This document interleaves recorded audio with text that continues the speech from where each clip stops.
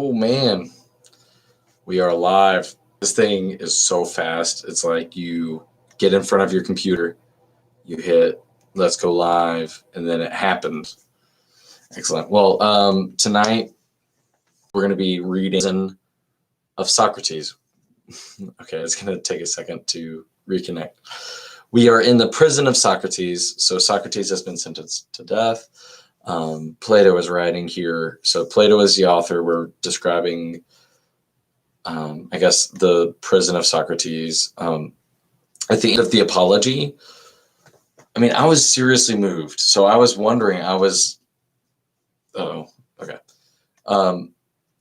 I was like, did anybody else read this and get emotional? Like the idea that his sons, if they were to leave their virtues, he would hope that the same fate would, or that people would question his sons the way that he questioned others. Something about that was beautiful to me. I guess it's consistent. Like anybody would want their children to believe the way that they did, or to do the things that they did. So anyway, I'm excited. This is part 2, or the second suggested reading from the 10-year reading plan of the Great Conversation book set. As you can see, I've got mine in a nice little jumbo book cover just to protect it while I read it. But here are Crito. I apologize if I butcher all the names. And like I said, always feel free to enter a correction or a pronunciation, or provide links for more context, because like I said, I'm reading these things for the first time. And I think that's what makes this so organic. That's what makes this live reading so useful. I know it's like 1 a.m. where I am now. I just finished a long week of work. I've just been so excited to read this. So here we are. All right, Crito. And it looks like it's actually a continuation from the last book. So we had the Apology, which ended on page 42, or I don't know if it's page or just section 42. It looks like we're at 43, the beginning of Crito. All right, Socrates. Why have you come at this hour, Crito? It must be quite early. Yes, certainly. Socrates. What is the exact time? Crito. The dawn is breaking. Socrates. I wonder that the keeper of the prison would let you in. Crito. He knows me, but I often come. Socrates. Moreover, I have done him a kindness. Socrates. And are you only just arrived? Crito.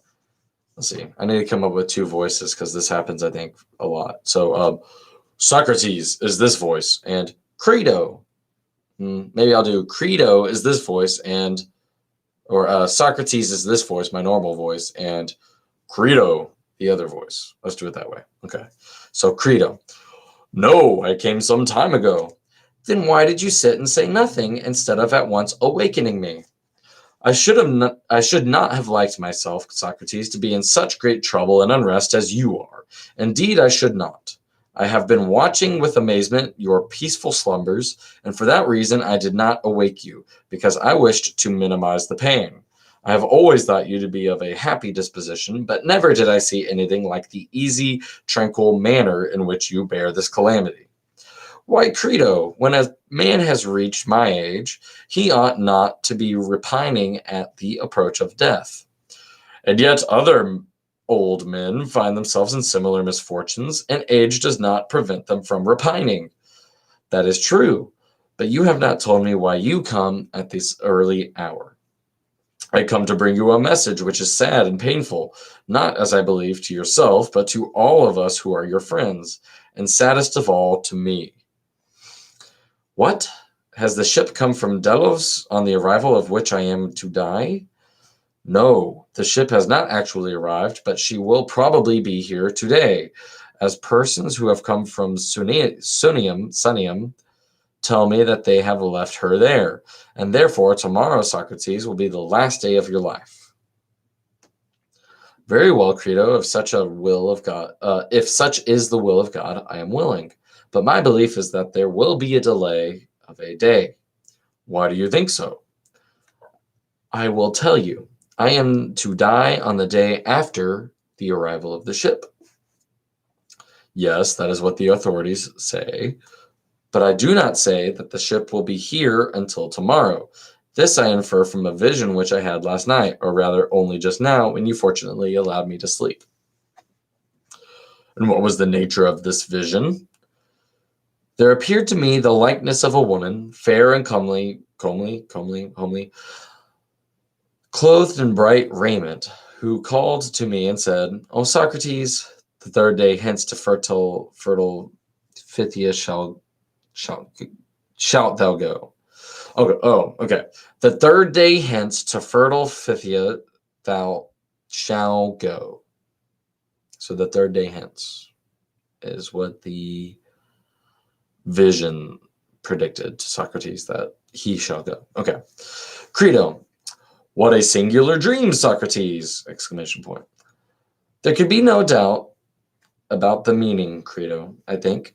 Yes, the meaning is only too clear. But, oh, my beloved Socrates, let me entreat you once more to take my advice and escape. For if you die, I shall not lose a friend who can never be replaced. But there is another evil. People who do not know you and me will believe that I might have saved you if I had been willing to give money, but that I did not care. Now, can there be a worse disgrace than this?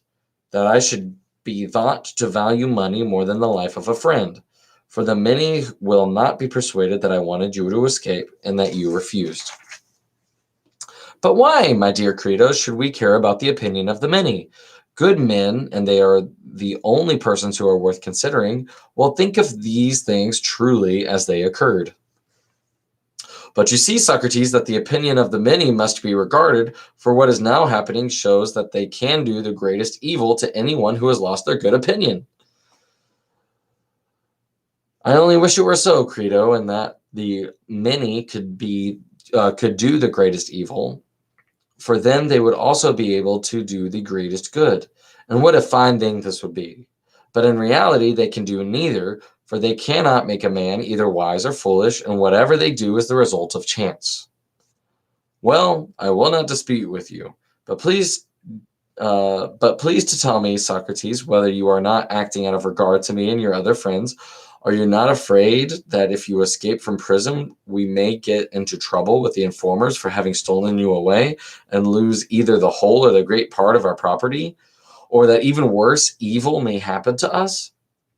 Now, if you fear on our account, be at ease, for in order to save you, we ought surely to run this, or even a greater risk, be persuaded then, and do as I say.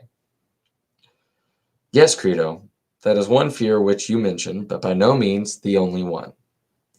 Fear not, there are persons who are willing to get you out of prison at no great cost. And as for the informers, they are far from being exorbitant in their demands. A little money will satisfy them. My means, which are certainly ample, are at your service. And if you have a scruple about spending all mine, here are strangers who will give you the use of theirs. And one of them, Simmias the Theban, has brought a large sum of money for this very purpose. And Cebus and many others are prepared to spend their money in helping you to escape. I say, therefore, do not hesitate on our account, and do not say as you did in the court, that you will have a difficulty in knowing what to do with yourself anywhere else. For men will love you in other places to which you may go, and not in Athens only. There are friends of mine in Thessaly, if you like to go to them, and who will value and protect you, and no Thessalian will give you any trouble. Nor can I think that you are at all justified, Socrates, in betraying your own life when you might be saved. And in acting thus, you are playing into the hands of your enemies, who are hurrying your destruction. And further, I should say that you are deserting your own children, for you might bring them up and educate them, instead of which you go away and leave them, and they will have to take their chance. And if they do not meet with the usual fate of orphans, there will be small thanks to you. No man should bring children into the world who is unwilling to persevere to the end in their nurture and education. But you appear to be choosing the easier part, not the better and manlier, which would have been more becoming in one who professes to care for virtue in all his actions, like yourself. And indeed, I am your friends, And indeed, I am ashamed not only of you, but of us who are your friends, when I reflect that the whole business which will be attributed entirely to our want of courage. The trial need never have come on, or might have been managed differently, and this last act, or crowning folly, will seem to have occurred through our negligence and cowardice, who might have saved you. If we have been good for anything, and you might have saved yourself, for there was no difficulty at all. See now, Socrates, how sad and discreditable are the consequences, both to us and you. Make up your mind then, or rather have your mind already made up, for the time of deliberation is over, and there is only one thing to be done, which must be made this very night, and if we delay at all, will be no longer practicable or possible. I beseech you, therefore, Socrates, be persuaded by me, and do as I say. Socrates. Dear Crito, your zeal is invaluable if a right one, but if wrong, the greater the zeal, the greater the danger. And therefore we ought to consider whether I shall or shall not do as you say. For I am and always have been one of those natures who must be guided by reason, whatever the reason may be, upon which reflection appears to me to be the best. And now that this chance has befallen me, I cannot repudiate my own words. The principles which I have hitherto honored and revered, I still honor, and unless we can at once find other and better principles, I am certain not to agree with you. No, not even if the power of the multitude could inflict many more imprisonments, confiscations, deaths, frightening us like children with the hobgoblin terrors. What will be the fairest way of considering the question? Shall I return to your old argument about the opinions of men? We were saying that some of them are to be regarded and others not. Now were we right in maintaining this before I was condemned? And has the argument which was once good now proved to be taught for the sake of talking, mere childish nonsense? That is what I want to consider with your help, Crito. Whether, under my present circumstances, the argument appears to be in any way different or not, and is to be allowed by me or disallowed. That argument, which, as I believe, is maintained by many persons of authority, was to the effect, as I was saying, that the opinion of some men are to be regarded, and of other men not to be regarded. Now you, Crito, are not going to die tomorrow. At least there is no human probability of this. And therefore you are disinterested and not liable to be deceived by the circumstances in which you are placed. Tell me then whether I am right in saying that some opinions, and the opinions of some men only, are to be valued, and that other opinions and the opinions of other men are not to be valued. I ask you whether I was right in maintaining this. What an interesting point. So we're saying, Socrates is saying that the opinion of some men, some people, are to be valued, and other people not to be valued. Okay. Crito says, certainly. Socrates, the good are to be regarded and not the bad. Yes, so the good are to be regarded, the good's opinion regarded, the bad's not. Yes, okay, Crito agrees. And the opinion of the wise are good, and the opinions of the unwise are evil. Wise are good, unwise are evil, certainly. I might want to question that if I was Socrates. Let's see what he says. And what was said about another matter is that people who devotes himself to the practice of gymnastics supposed to attend to the praise and blame and opinion of every man, or of one man only, his physician or trainer, whoever he may be, of one man only. And he ought to fear the censure and welcome the praise of that one only, and not of the many. Clearly no. And he ought to act and train and eat and drink in the way which seems to his single master who has understanding, rather than according to the opinion of all other men but together. True. And if he disobeys and disregards the opinion and approval of the one, and regards the opinion of the many who have no understanding, will he not suffer evil? Certainly he will.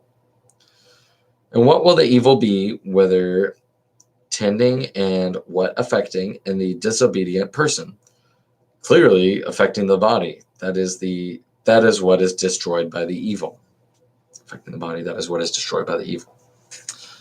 Very good. And this is not is not this true, Crito, of other things which we need not separately enumerate?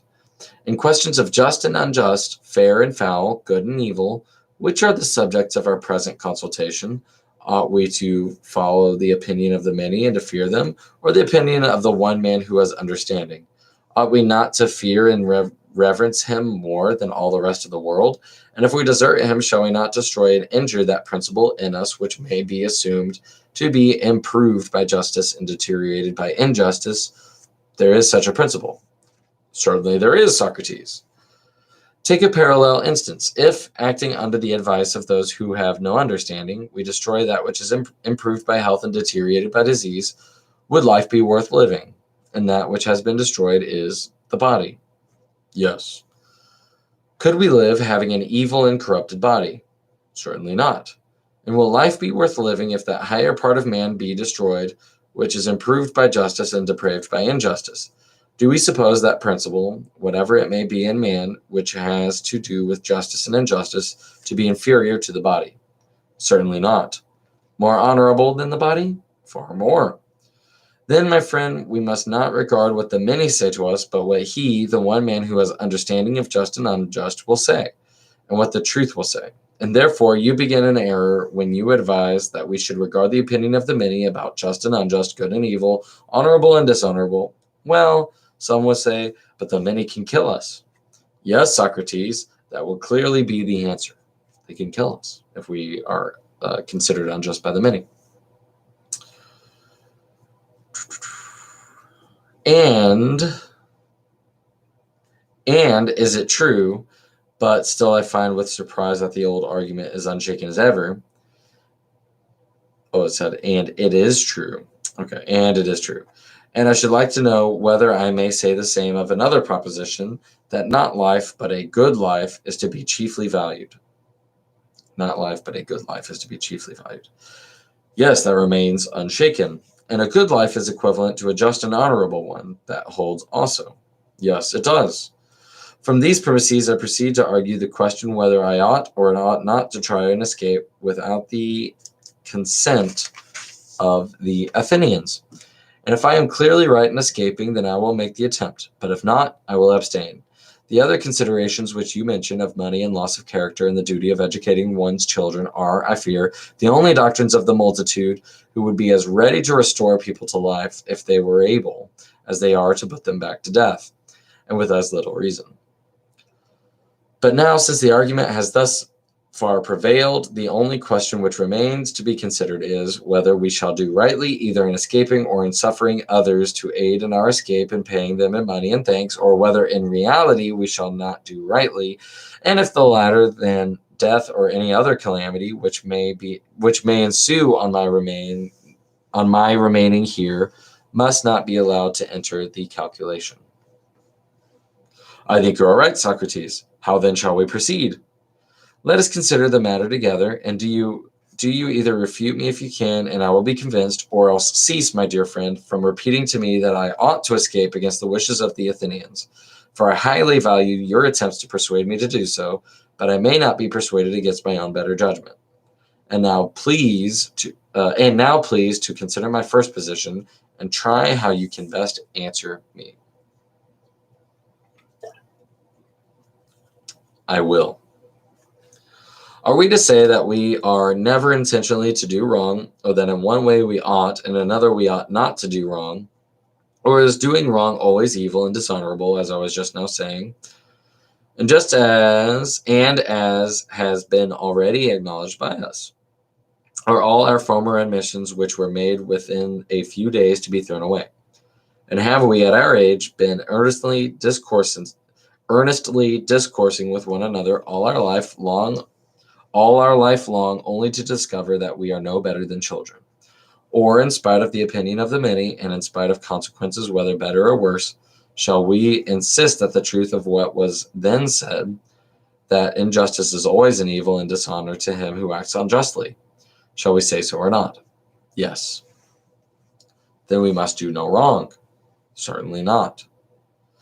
Now, when injured, injure in return, as the many imagine, for we must injure no one at all. Certainly not. Again, Crito, may we do evil? Surely not, Socrates. And what of doing evil in return for evil, which is the morality of the many? Is that just or not?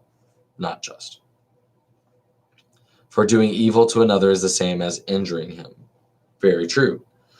Then we ought not to retaliate or render evil for evil to anyone, whatever evil we may have suffered from him. But I would have you consider, Crito, whether you really mean what you are saying, for this opinion has never been held and never will be held by any considerable number of persons, and those who are agreed and those who are not agreed upon this point have no common ground, and can only despise one another when they see how widely they differ. Tell me then whether you agree with or assent to my first principle, that neither injury nor retaliation nor warding off evil by evil is ever right. And shall that be the premise of our argument? Or do you decline and dissent from this?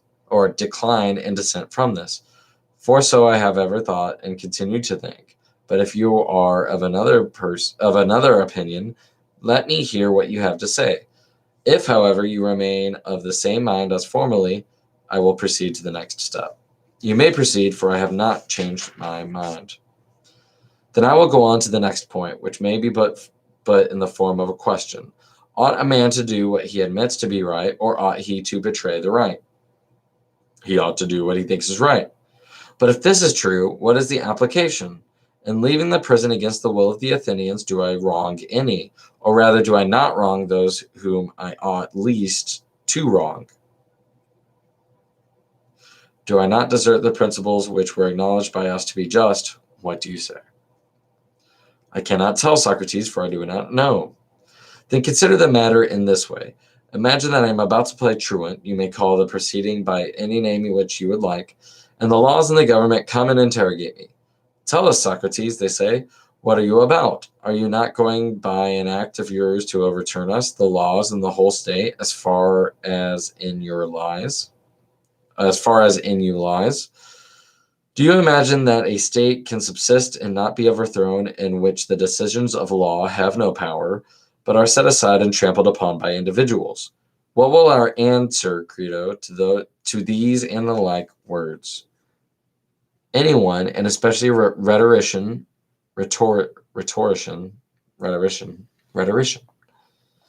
will have a good deal to say on behalf of the law, which requires a sentence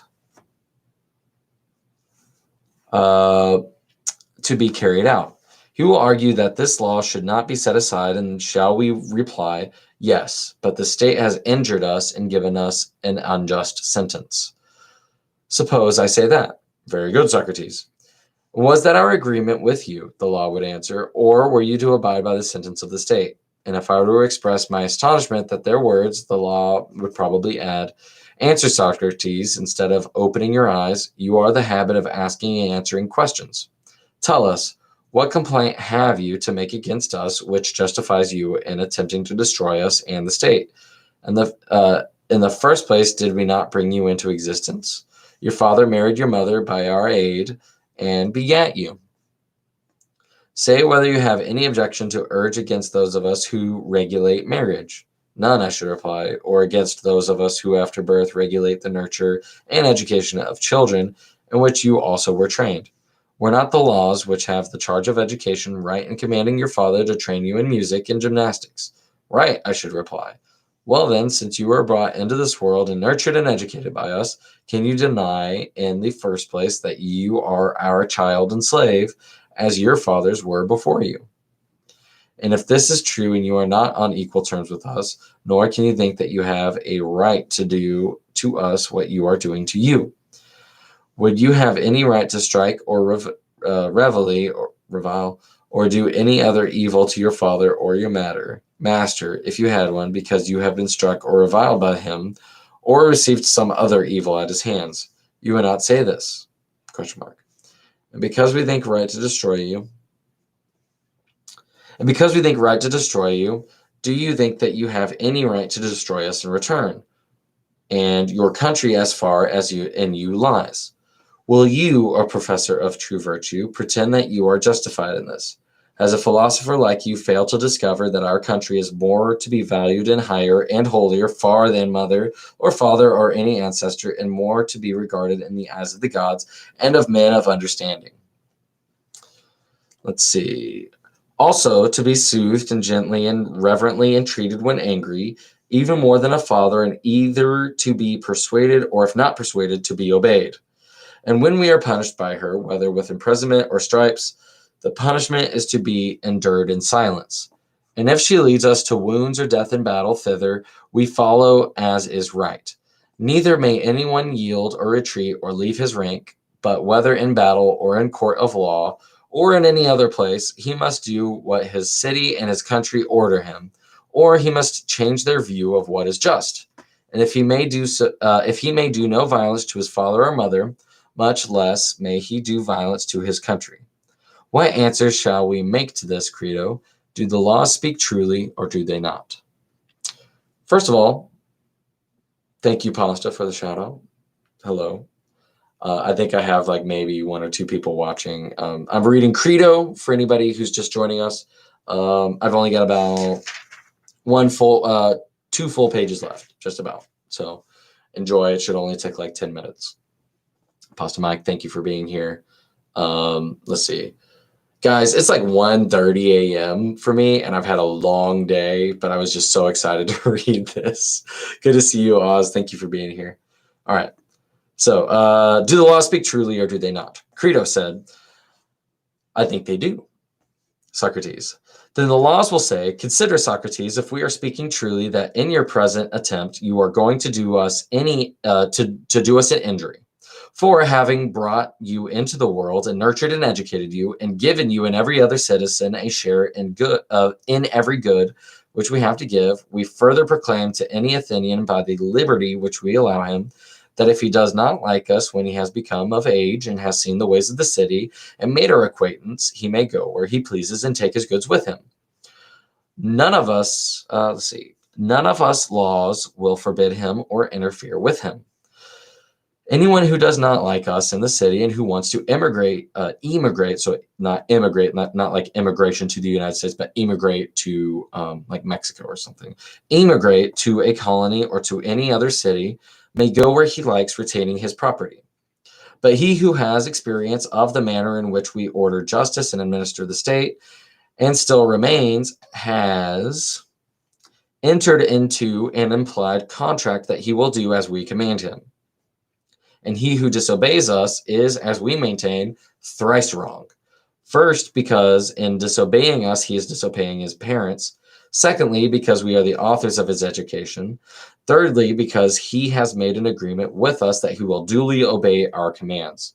And by the way, I promise the ending of Plato's Apology got to me. I guarantee in the next page, like 10 minutes, I'm starting to see, we're starting to lay out some strong arguments here based on the stuff earlier. So, okay. Thirdly, because he has made an agreement with us that he will duly obey our commands. All right. And he neither obeys them nor convinces us that our commands are unjust. And we do not rudely impose them, but give him the alternative of obeying or convincing us that that is what we offer, and he does neither. These are the sort of accusations to which, as we were saying, you, Socrates, will be exposed if you accomplish your intentions, you above all other Athenians. Suppose now, I ask, why I rather than anybody else? They will justly retort upon me that I, above all other men, have acknowledged the agreement. There's clear proof, they will say, Socrates, that we and the city were not displeasing to you. Of all Athenians, you have been the most constant resident in the city, which, as you never leave, you may be supposed to love.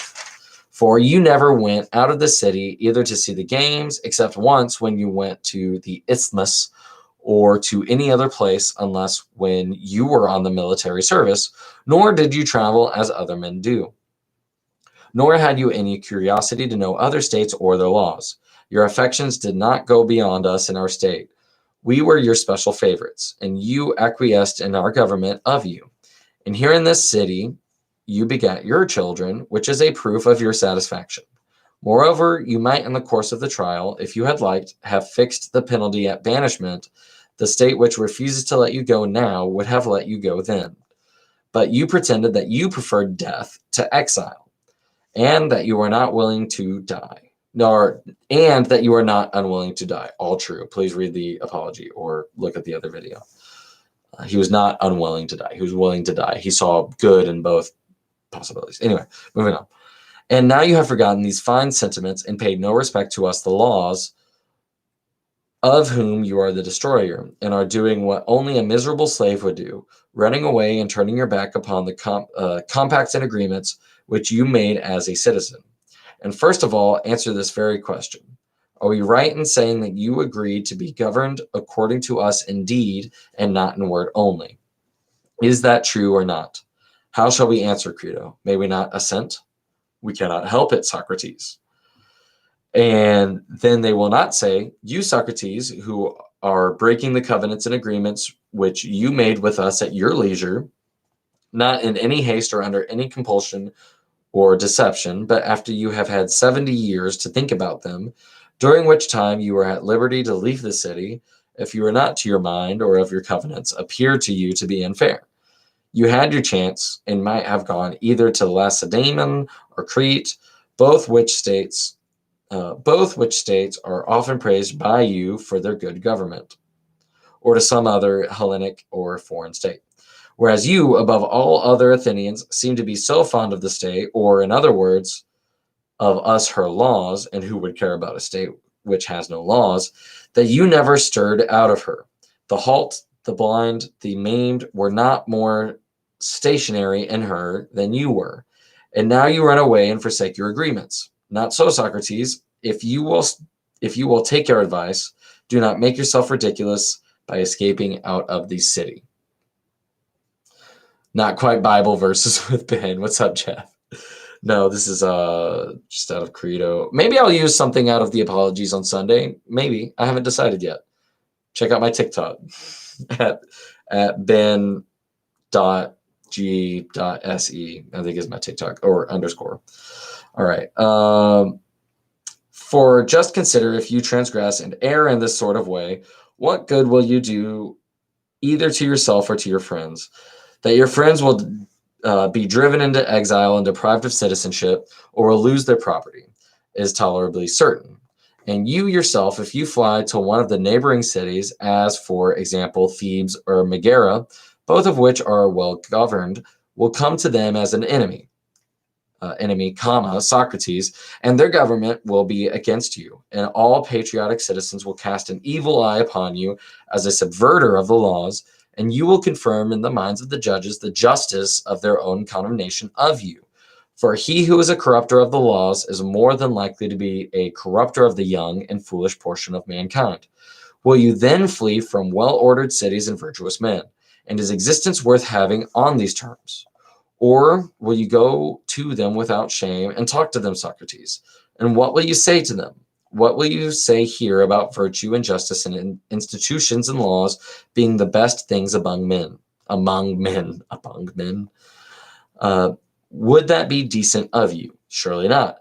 But if you go away from well-governed states to Crito's friends in Thessaly, where there is a great disorder and license, they will be charmed to hear the tale of your escape from prison, set off with ludicrous particulars of the manner in which you were wrapped in a goat skin or some other disguise, and metamorphosed,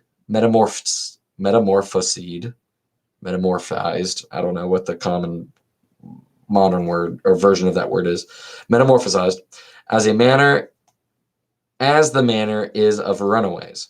But will there be no one to remind you that in your old age you were not ashamed to violate the most sacred laws from a miserable desire of a little more life?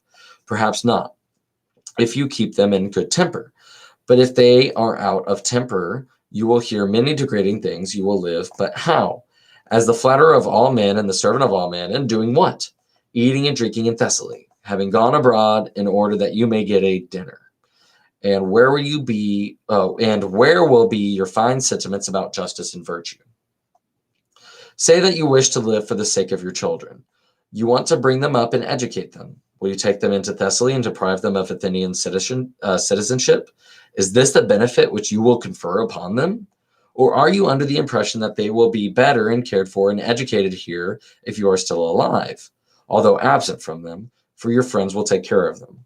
Do you fancy that if you are an inhabitant of Thessaly, they will take care of them, and if you are an inhabitant of the other world, that they will not take care of them? Nay, But if they who call themselves friends are good for anything, they will, to be sure, they will. Listen then, Socrates, to us who have brought you up. Think not of life and children first, and of justice afterwards, but of justice first, that you may be justified before the princes of the world below. For neither will you nor any that belong to you be happier or holier or juster in this life, or happier in another, if you do as Crito bids. Now you depart in innocence, a sufferer and not a doer of evil, a victim not of the laws but of men. And if you go forth, returning evil for evil and injury for evil, and injury for injury, breaking the covenants and agreements which you have made with us, and wronging those whom you ought least of all to wrong, that is to say, yourself, your friends, your country, and us, we shall be angry with you while you live, and our brethren, the laws in the world below, will receive you as an enemy, for they will know that you have done your best to destroy us. Listen then to us and not to Crito. This, dear Crito, is the voice which I seem to be hearing, which I seem to hear murmuring in my ears, like the sound of the flute in the ears of the mystic. That voice, I say, is humming in my ears, and prevents me from hearing any other. And I know that anything more which you may say will be vain. Yet speak if you have anything to say. Crito. I have nothing left to say, Socrates. Socrates. Leave me then, Crito, to fulfill the will of God and to follow whither he leads. So that's the end of this section. All right, so that's the end of Crito. Obviously, next is Phaedo. So I've read now the Apology and the Crito. All in all, probably about 10 total pages. It's like teeny tiny print. Sorry I'm stumbling and getting lost on the words. So my understanding this is Crito's giving Socrates all sorts of like, just, what is the right thing to do here? So we're in the prison, and if you could be banished, why not be banished or exiled? And we're just talking about, okay, so Socrates has children. What's the best view for his children? And what I'm kind of getting out of this is that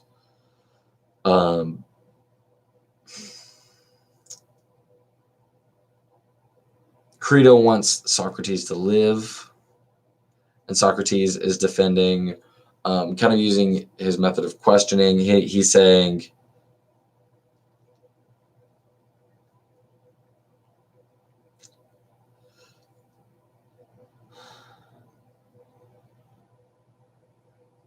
if he lives for an extra dinner, right? So he mentions, is there if I live, what is there really to live for in this other country? I have all these good reasons. I've been a good citizen of Athens. I've been an Athenian. I've raised my children. There's all these good reasons. And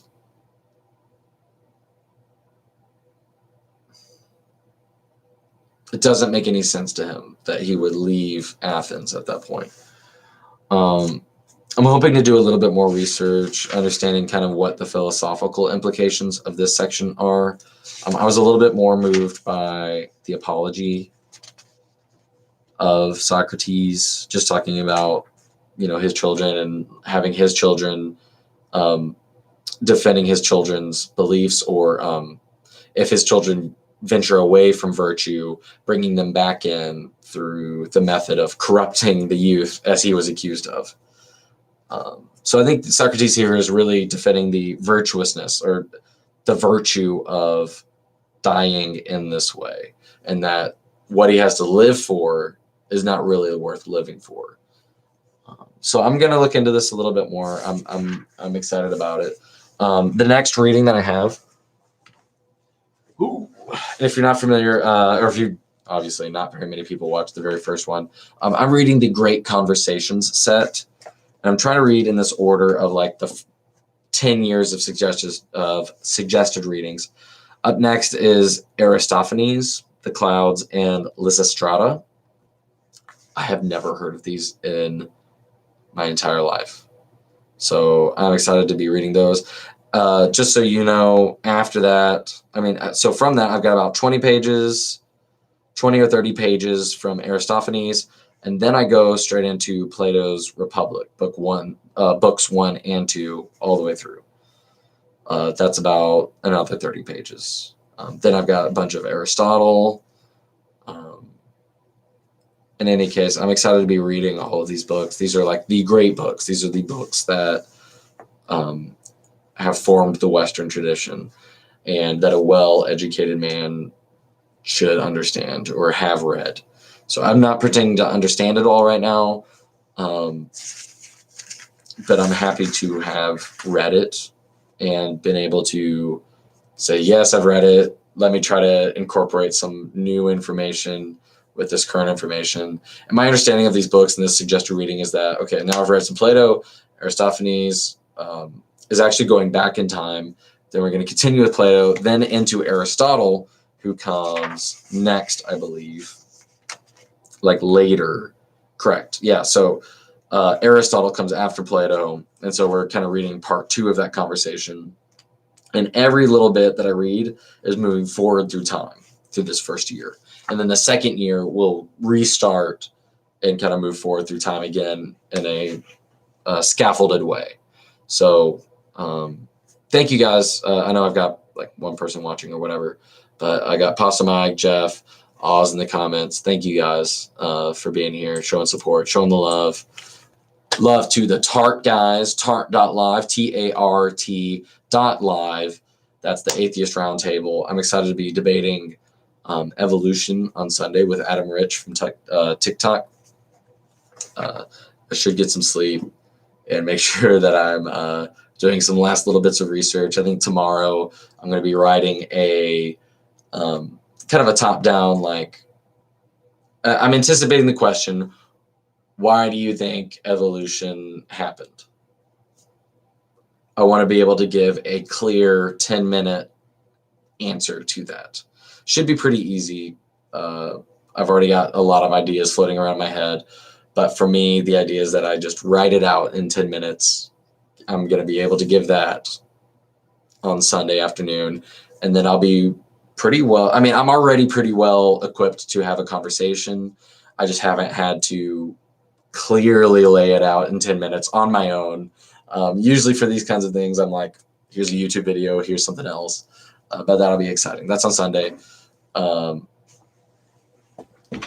August 6th, 2020. So that's all I got tonight. Bye, everybody. Have a great evening or morning or whatever it is for you. Keep reading, keep learning, all that good stuff. Bye.